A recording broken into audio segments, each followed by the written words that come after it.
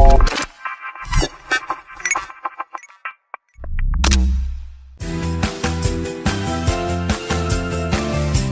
everybody, welcome to Olympic Minds, Leadership Beyond Limits. I'm your host, Sherry Wynn, two-time Olympian, national championship basketball coach, and CEO of the Winning Leadership Company. So today, we're really visiting with those people who want to become the leader of leaders, the visionary of visionaries, the people who want to move beyond success into significance. And for those people who don't want to just handle mediocrity, but want to live in mastery. So this is for the people who are beyond the idea of theory. They want to step into things that are heart-proven, grit-tested, and results-driven. Today we have a wonderful guest, my friend Anitha. And I say that because when I interviewed her for my book over a year ago, there was only a couple of seconds before I go, oh my gosh, I love this woman. She's her energy, her authenticity, her wisdom. This is what I remember, like from that conversation. I wanted to step into her energy and never leave it. So I'm going to let her tell you a little bit more about herself. And I guarantee you're going to love this conversation that we're going to offer you today. Hey Sherry, a big thank you for having me on this podcast and a warm hello to everyone that's listening in. Just to introduce myself, I am so fortunate to have met Sherry, as she mentioned. As far as I'm concerned, I'm an HR practitioner and a coach. I specialize in executive coaching. I've grown up from the grassroots, I would like to say it, that I started off as an individual contributor, been in the industry for over 30 years now across different kind of organizations, learned it one step at a time. And as we speak today, I'm the HR director for the region of Asia Pacific with a multinational organization called CAE. We are into training of pilots, we are into simulation and modeling, and we are the market leader in this space.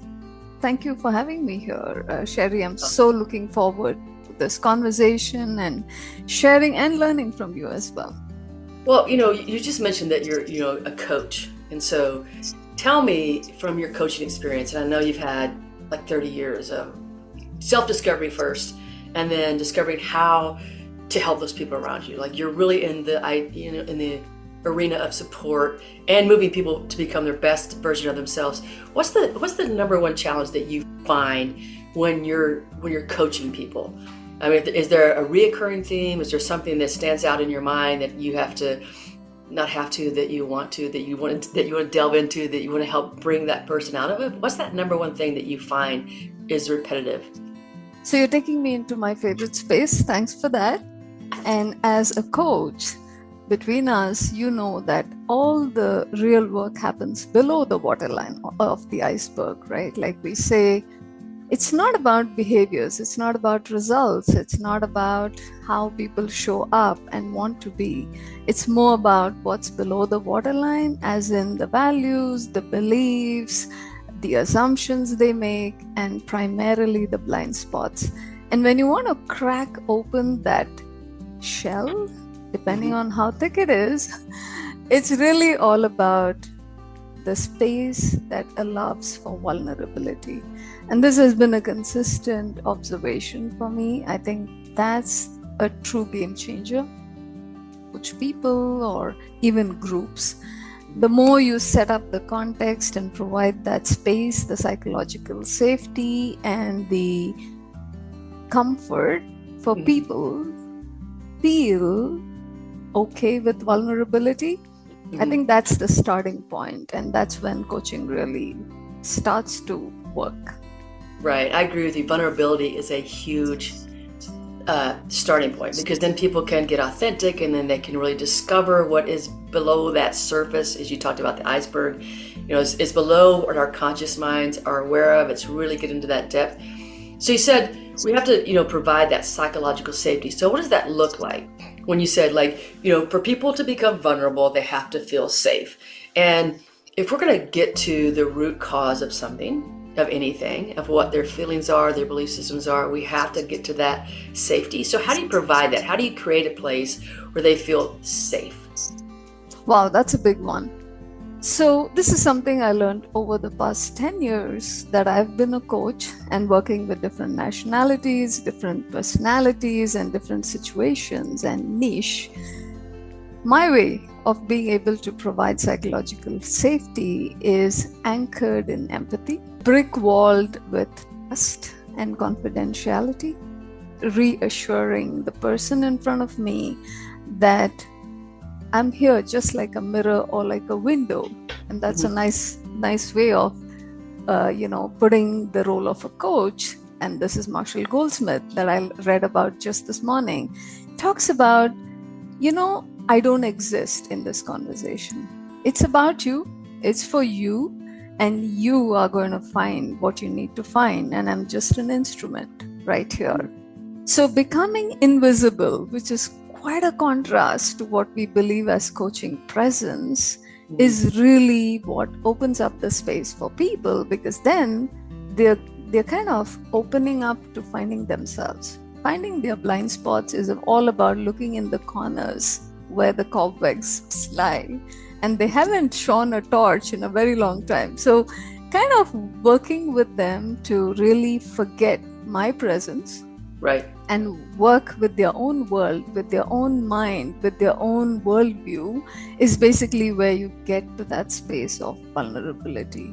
And I think it really requires a deep level of trust, reassurance, and faith that it's just you, and whatever is between us is all for your benefit. And I am not in this for me. I don't exist. I think in a nutshell, that's basically what helps, because the moment they feel cautious or even 1% less trusting, they will close. They'll go back into the shell. And that's right. not conducive to help them to get where they need to get. So the word that you just used and the way you described this, I think this is very essential, is that you said you need to become invisible, which to me means is that you put your ego aside. Like you're no longer in your ego. And I think that's a big challenge for most people, is to not live in their ego, right? Because that means is that you have to have mastered the level of self-validation. So you're not in a needy space at all. So tell me about that journey, because I think for most people who want to do well as a leader, they have to understand, like, it's not about them. And everything's about them. So everything is about getting them into the space where it's not about them, right? And that's the huge journey of how do you get to the place of letting go of the ego into that total self-validation where you don't need anything from anybody. You're so in the womb of knowledge that you are loved and that you are worthy, that you don't need it from anybody else. So you don't need to be important in the conversation. You can be invisible. So tell us about that journey and how you got there. Wow, that's a summary of my life.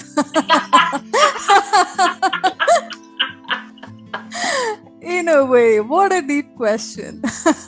And that really kind of feels very heartwarming. Thanks for bringing that up, Sherry. So like all leaders, I started off being completely committed to results. I was passionate. I was fanatic about results. I was blindly invested into excellence, into image, into branding and shining, right? I've always been a topper through my academic years because I was told I had no other business in life than to top. And that probably in my formative years shaped my focus as to what recognition meant in life was to just be number one, because I was always told nobody remembers number two, right? Wow. Ouch, right? Yes. For good and bad reasons. So when I became a leader, it was all about driving, achieving results, proving to the world, being the outstanding performer, and looking for a lot of validation.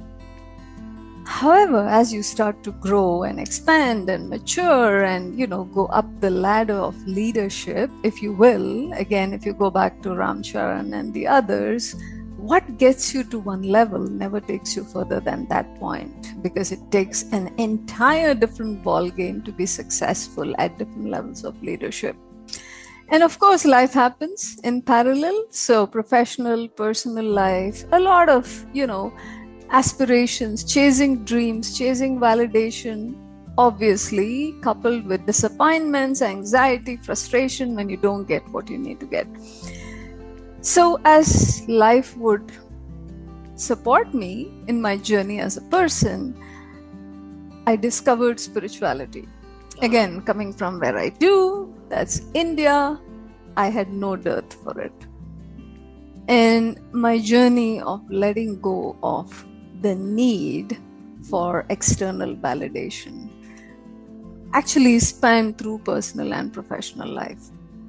I got married, I had a kid, and as you can imagine, there can be many points of disappointment. And then professionally as well. I love it. You said there could be many points of disappointment. Yeah, that's it. It's full, right? It's like abundant. It's the journey. It's the journey. I mean, it's the life journey, right? I mean, to pretend like it's not, we're just lying to ourselves. So it's life journey. Yeah. And younger me going through those points felt like I was sinking. I was like, wow, what happened to that topper, right? I'm facing disappointments, and I started to doubt myself. I started to kind of feel frustrated, feel why me, even at the professional side of life, if I didn't get what I wanted, or if I wasn't accepted for what I thought I was brilliant at, it started to feel like rejection, to be very honest, right? And that hurt big time, because in my formative years, I was surrounded with medals and trophies. I understand that. You're speaking my language. Medals, trophies, yes. Here I am facing, something that I don't like, and it started to hit me hard. It started to feel like I was getting punched in my face on many occasions. Right. And this is when spirituality helped me, because end of the day, it was all about, do I look at it as setback? Do I look at it as something that makes me feel less than who I am? Or is this the challenge to take me to the next level of my game? Younger me used to play a game with my kid called Mario. And then this little guy keeps jumping hurdles, and every time he beats it, he goes one level higher. And then I started to learn how to reframe, how to change perspectives, and how to actually look at the learning from whatever I was facing. And this is how I actually developed my growth mindset, which was kind of non-existent for the first maybe 20 years of my life, because I didn't need it. And then I said, okay, let's play this game with resilience, with getting comfortable with discomfort, with letting go of validation, because growth mindset is all about looking at failure as learning points and taking you to the next step of your game. And I think that was truly a game changer for me. And then, of course, when I became a coach, again, I found my old me looking at coaching for results. I was like, hey, my client needs to get the results, and I've done it all my life. I know how to do this. And then I had to consciously train myself and, step back and learn to start fading away on that journey of becoming invisible. And then I said, this is just a taste of just the trailer, right? And then I went into a next level of certification, the ICF credential, as you know. I said, I want to learn transformational coaching. Let me start going deeper than the waterline. And of course, 10 years, I found purpose in my life. And as you rightly mentioned, I'm now on my journey to accomplish my mastery level of coaching, my MCC. And I think that has been humbling, and that has truly been something that helped me to disappear. Let go of validation. I am much more than what anybody can tell me what I am, because I know that I am an instrument of service. That's the real me, and that kind of started to peel away the layers of ego. And without the ego, I started seeing the real me, which need not be visible to anybody else. And I'm enough, and I'm more than enough, and I'm happy, and I'm like, service is my purpose, and that comes with humility. Well, there's so many great points in everything you said. I can't even dissect it all, but I think the journey is really, learning about ourselves and learning who we truly are, and then attaching ourselves to that definition. For me, the definition is, I came from love, therefore I am love. So that's the highest emotion. It's the highest one that you can ever get to, is living that truth. Now, we're not taught that truth. We're taught the truth that you have to earn, whatever we want. We have to earn respect. We have to earn love. We have to earn, all this stuff. And not much like you, like I sought out validation through, if I can just get this, like for me, it was athletics. So if I can just become, All-American, then I'll be somebody. Okay, that didn't work. If I can just become an Olympian, then I'll be somebody. That did not work. Or if I can just do it again, then truly I'll be somebody. Did not work. If I can then become, a national championship coach, then it'll work. Didn't work. So after a while, it's like, wait a second, like, no matter what I do, I still feel crappy. I still feel bad. And that's where the journey is, wait a second, I've achieved all these things, and it didn't change the inside of me. It did not result in, what we think it's going to bring, because it's so short-lived. I mean, it's the moment of ecstasy. Wow, I did it. And then it's like the bottom drops out. And so what is it that brings that true level of happiness, the true level of joy, that true level of optimism? It can't come from without. It's got to come from within. And then reaching that enables us to be at a different space. I think we can truly feel for others. Like before that, it's still us, and when you can get to the level of that person and not taking on their pain, that's not our job. It's not to take it on. There's no matter how sick we can get, it's not going to heal somebody else's pain, right? Never. That's just not going to work. It doesn't matter how poor we are, we're not going to heal somebody else's poverty. So we have to maintain that distance and the level while still being that true level of empathy that you talked about, right? So you brought up the word spirituality, and I think some people run from that, right? As, oh, you're trying to make me feel X. Like I think they take it as religion, and you're trying to dump your belief system onto me. So tell us the difference between those two. Help people understand when you say you became spiritual, what that means to you. And in coaching, can you be spiritual without throwing people into like, this is what you need to believe kind of thing, because this is my belief, this is what you need to believe. So what does that mean? Because I think people are so confused around spirituality, and it's what I gravitated to after many years. What's this idea of spirituality? So tell us what that means to you, and then how do you, without throwing your belief system into somebody else, like your philosophy of life into somebody else, how do you share that in such a way that it feels transformative and not a burden? Like it feels like a choice rather than a chore. Maybe, I don't know. I'm trying to get to what I feel is, I feel like every day when I speak for spirituality, right? But I'm not bringing that and saying to somebody else, this is your answer. Here's what I found peace in, kind of like that. So tell us a little bit about, what does spirituality mean, and then how can you use that in your coaching? Thank you. A big thank you for asking me that. So I started off with religion, right? And as a young kid, I was raised with religion, and I understood that religion was a way of life. Every religion is a way of life. The do's, the don'ts, the expectations, the guardrails, if you will.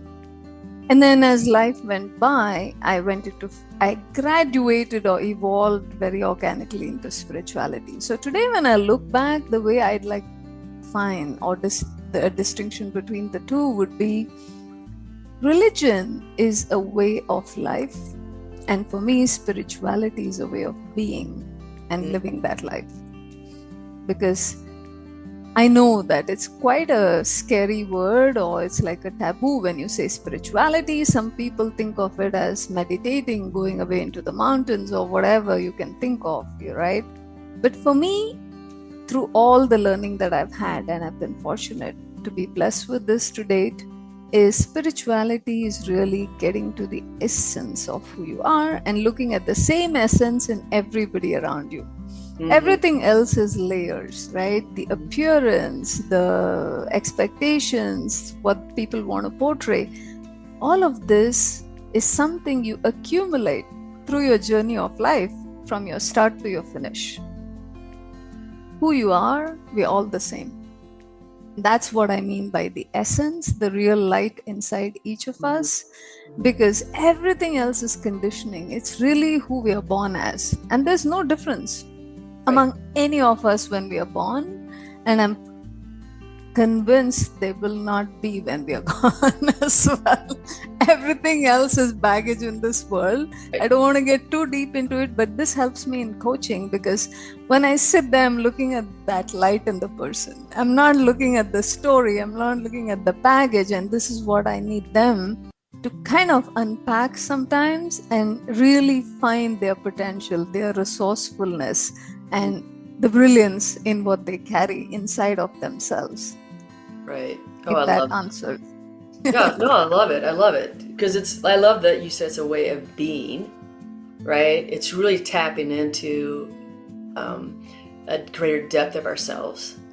And not viewing people as whatever we like to judge them as, right? It's just really getting where, if we can be in the space of not judging somebody else. And so recently, I've noticed how judgmental I am, right? So recently, I'm like, I see somebody, my first words are, let me see their light. Let me see their love.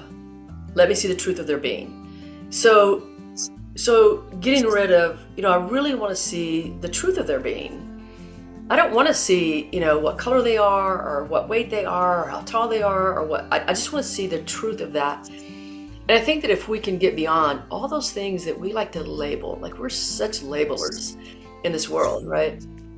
And that stops us from really connecting, to finding the connection that we seek in people. And I think that goes back to your psychological safety is, when you're in this space of connecting and not judgment, when you can get in that space and you really live there, people feel it. I mean, they feel that, right? It's just not even words that you have to say. It's just more of the energy that you're emitting to people, and they can feel your energy. Absolutely. And you summarize it so well, because this is fundamental to practice unconditional positive regard. Anyone that you're interacting with. Because when you let go of all those appearances, and there's nothing left to judge, and we all work in progress. I try this every morning. I mind myself. I try to live it. And I'm growing one day at a time. I'm not sure whether there will be a day when we become judgment-free, but I guess that's the muscle we all have to grow, to have those genuine connections that are impactful and beautiful. Yeah, we're talking before we started this about forgiveness. And it's one of the, forgiveness and love are the same thing, right? To me, they're exactly the same thing. We're taught early on to judge ourselves deeply, and then to beat ourselves up. So the first level is let me judge myself. The next level is let me beat myself up. And then how long can I beat myself up is that thing. So we will drag past experiences from 30, 40 years ago back into the current, and let's beat myself up over those again. Let me feel guilty about it again. Well, guilt and shame are the furthest you can get from love, right? They are not promoting the healing that we're looking for. They're not promoting that self-love. And so, it's very challenging because we've been conditioned in our brains that if we beat ourselves up long enough, we'll get better. Extremely challenging. So retraining our brains, right, is one of the things that if you want to feel a greater peace, this is the way I feel. If you want to feel greater peace, you have to retrain your old thinking to get to a new level of space where you can really live in your brilliance. So tell me about how you go about retraining, that brain. Because I was telling you about how I was beating myself up, and I was like, okay, I'm going to do this level of forgiveness again, this level of self-love again. Here we go, another lesson. Instead of beating myself up, how can you find love in this? How can you find peace in this? How can you move beyond this? So how do you train your brain so that you get to those levels, again, where you can be in front of somebody else and you're in a space that your energy is so beautiful, they want to be in the energy. That's a lot of work.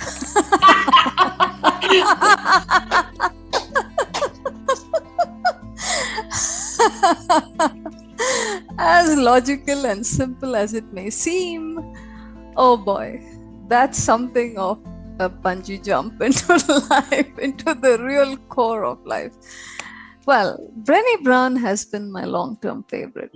And as you know, Sherry, she talks a lot about guilt and shame and, how do you really step into self-love? And there have been a lot of authors and inspirational women that I've been reading over the past many years and trying to understand what exactly are they trying to say.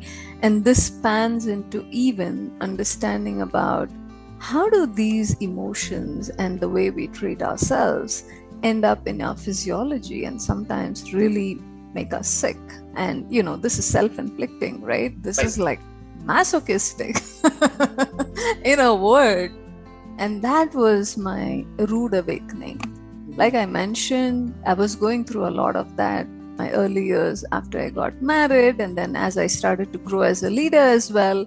And this is bound to be, right? And then as I started to face each one of those, there was a lot of beating myself up, as you said, because that was what I was capable of.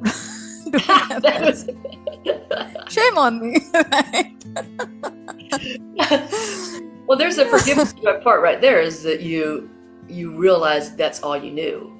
And so if it's all you knew, you couldn't have done better. There's no possibility of doing better when you don't know any other way. Yes, absolutely. And that really led me into learning a lot about neuroscience when we talk about unlearning, rewiring your brain and all of that. A bit into neuro-linguistic programming as NLP, as you know, which really equips you with certain tools and techniques that help you and support you to do that. I went into a lot of other parallel practices, and everything helped me in many different ways, be it meditation, be it yoga, be it, breath work, which is like the most subtle level of what you can control. If you can invest into that as opposed to beating yourself up, you probably do yourself a better favor than any of, what we try to do. But what was a game changer for me along the way was getting very deep into emotional intelligence. And that served me tremendously as a leader, as a human being, as a coach in every aspect of life. And I was fortunate enough to actually draw opportunities to teach, train, and coach people on emotional intelligence over the past 6 to 7 years. Been working with individuals and groups, and it's not just gratifying, but it's an ongoing learning for me as well. Like they say, you learn best when you teach it to someone. Absolutely, because it's in front of your mind all the time. Same thing I find out is that, anytime that you're standing as a teacher, you're also a student. If you allow yourself to be that student, if you're looking for the opportunity to learn and to grow, because a teacher and the student are the same, right? They are one. And so I'm not at a level above and beyond anybody else that I coach at all. I'm standing in there and they might say something, I'm like, oh, wow. Or they're a mirror. Oftentimes they're a mirror reflecting back to me, like what I need to change. I'm like, oh, you're hitting me so hard with these lessons today. I don't say that to them, but I'm really knowing like this is the same. We are in the same space. And I love that you said, Anitha, that it's really a process. It's not an easy button. It's not something you walk into one day. And what I found for my journey is I first had to get to the place to believe that these things were true. And so what I mean is like I had to read enough books, I had to listen to enough people to understand like that we are programmed, that our brain is programmed early on, that we don't even understand the programming, that literally our neural networks are formed at a very early age. And it becomes a blueprint of the way that we see the world. And then I had to start understanding the way that my blueprint came along, like what my parents gave me. And they never intended, like they're good people, right? They just didn't intend to give me these kind of blueprints. They didn't know that they had them. They hadn't examined their world. They didn't know that these beliefs were being passed on. And so then I took those and I ran with them forever. They were there for decades until I started unraveling them. And not angry. I was never angry at my parents for the things they had taught me because they didn't know better, right? I mean, you can only live from what you know. And it's the same way that I've come to my level of forgiveness in me is going, wow, I did that. And it's really because it was a program that was in me that I did not know about, that I did not understand. So it's like all this learning, like you have to get the background learning in. You talked a lot about reading and listening to Brene Brown and some other people. You have to get the background learning in to open up the possibilities that there's a different way of thinking. Like if you can't get the background of that, if you can't get that depth of information in, then I think it's really hard to open up a possibility, right? It's hard to get to that level. When I talked to a recent client of mine, and she had some challenges in relationships, and then she had decided in her third relationship where she'd been abandoned and betrayed, she decided that she wanted to have a child of her own so that she could, she thought that this was going to bring her the depth of love and all the things that she was looking for. And she carried the child for 25 weeks before miscarried. And so she's in a deep level of grief. And so I was talking to her and I said, what would it take to let this go? And she goes, well, I can't. And I said, well, what do you mean you can't? She goes, well, what would people think about me if I let it go? And I was like, so to me that meant, look, her level of training was such that she couldn't even start to believe that letting go of grief was a positive thing for herself and the people around her too, right? Because she'd been trained into believing that she had to carry this for a certain amount of time and let everybody see it, let everybody else feel it until, she could get over it. Whatever that date was in her head, like a year, 2 years, 3 years, 4 years. But to me, that was a training that was so, one of the things I just said, I said to her, I said, well, how do you love other people? Yes. What are you giving to them right now? It's like, well, nothing. Okay. What are you giving to yourself right now? Well, nothing. I have to do this. Okay. So that's the level of when I say, we have those beliefs that are so ingrained in us, but we don't know that it's okay to live a different way. You have to get into another space, don't you? You have to be in another space. You have to be in a different belief system that allows you to believe that you can be somebody different. And so you did that by reading all the books, and really, I know that you're still reading, you're still listening, you're still evolving. So for the people out there, if you were to say to them, what's the first thing you should do? If you want to change into becoming this other person where you're going to feel greater joy, right? You're going to feel like you're steeped in love more. You're going to be in a place where you can let go of self-judgment and judgment of others. If you really want to be in this space, what would be the first step? Where would they start from? Wow. Well, my favorite, like Simon Sinek says, is what's your big why? Why do you want to change yourself? If you're not convinced about it, don't waste your time. You're going nowhere, right? You can have the best of knowledge, the best of tools, the best of intentions, and there won't be an iota of change. If you don't believe in your purpose, if you don't believe in that vision that you want for yourself, you're just going to try it maybe half-heartedly, like we come across in our coaching. At some point, you see people saying, I need to, I have to, I should, I could. Okay, come back to me another day. You don't mean business. That's it. Basically, I want to is very different energy than any one of those. And when would you want to is when you're really, really drawn by that dream. You're really having that fire in your belly to have attained a better version of yourself. If that's not there, nothing can help you. Nobody can help you, right? Yes. I mean, I think it comes back to why we're really motivated. There's only two things that motivate us. Number one is, pain. So we get deep enough pain that we're done with it. We just want out of it. And the other is that pleasure, imagining the pleasure that we're going to have to get out of the pain. And so it's that double-edged sword. You have to have both of those, I think, at a deep enough level that you're sick and tired of the pain that you're in. You're just like, I cannot do this one more day. I'm sick and tired of it. And imagining the pleasure you're going to feel at the other end. So I developed chronic pain when I was 35. I couldn't sit, stand, or walk without pain. It was massive. I went to 17 different medical professionals, had every test known to mankind, and they're like, we don't know. I mean, that was the best they could give me. We don't know. So that took me to like alternative medicine, which became the journey, right? That became the journey of all the different things that I've been through, which led to the spirituality, which led to the things we're talking about today.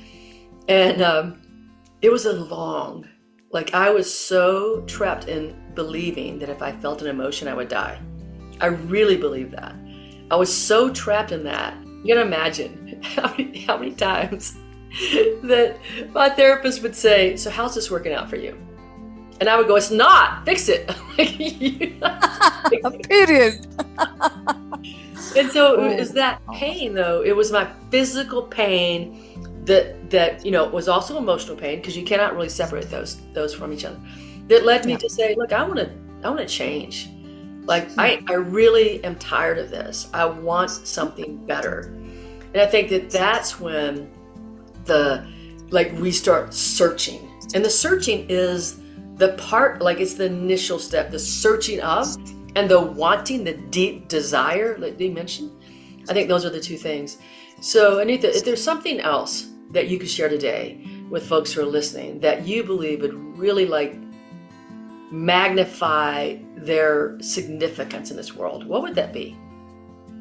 Blue ocean thinking. That's like the best approach to take in life.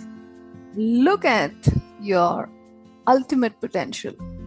That's really what's waiting for every one of us, every aspect of life. Basically, we kind of size ourselves down by limiting ourselves in many different ways. This could be societal expectations. This could be your own assumptions. This could be your ego, to your point earlier on, that what would people say about me? End of the day, it all boils down to emotional independence or people-pleasing behaviors and orientations. And this is very true even in the case of leadership. End of the day, what's driving you? What's your engine, right? Is it human-centered? Is it value-centered? Is it service-oriented? Is it wanting to leave a legacy behind? Now, all of this, is this the exterior or the interior, right? The moment you see yourself as unlimited, boundaryless, the possibilities are are intangible, right? There's a very nice quote I read and it stuck with me for a very long time now. It goes this way. It says, sky is the limit, but where's the sky? Wow. We are believed and raised to see that, okay, that level of space that looks blue is the sky. But there's no sky. The same applies for each one of us in terms of what we can achieve, what we can manifest, what we can grow into and attain. What really matters is, what are you setting as your limit? Wow. Just wow. I love that. I'm going to have to re-listen to this and listen to that again and again. This was so beautiful. This is exactly the kind of conversation that I wanted to share with people. I want them to know there's a different level of leadership out there. There's a different way of thinking out there. And so you're really promoting that and helping people see it. To help them start their journey, or if they're on their journey, to believe that there's other space, there's another level. There's always another level to it. And to help them feel that there's what's the possibility like. So Anitha, if somebody had a question for you, like they're like, wow, this is crazy, how would they reach you? Very interesting. I haven't thought about this, but the best way to reach me is probably on my Instagram. That'll be the fastest way. You can find me at The Cogent Coach. I am primarily there to help. Basically, I want to serve society. I want to help young people, young leaders, anyone that want to have a conversation with me. I'm available. I'm just a message away. So beautiful. I mean, you're just such a beautiful soul. I'm happy that, that I've been able to just take a small essence of your energy and feel that. This is a great way for me to start my day, is to feel that energy and to know, like, there's so many wonderful people out there like you, leaders out there like you, who are promoting something different, not just like you're not going to end your productivity. You're not going to end your ability to make money. You're not going to end whatever by being this way. You're just really getting to the point of true happiness, which is not outside of you, it's within you, right? That's what we're talking about. So everybody, hey, thank you today for joining us here. Please share this with other folks. Let them know that there is a way to lead that fulfills both you and other people around you. So thank you again. What a wonderful, wonderful day. I appreciate you.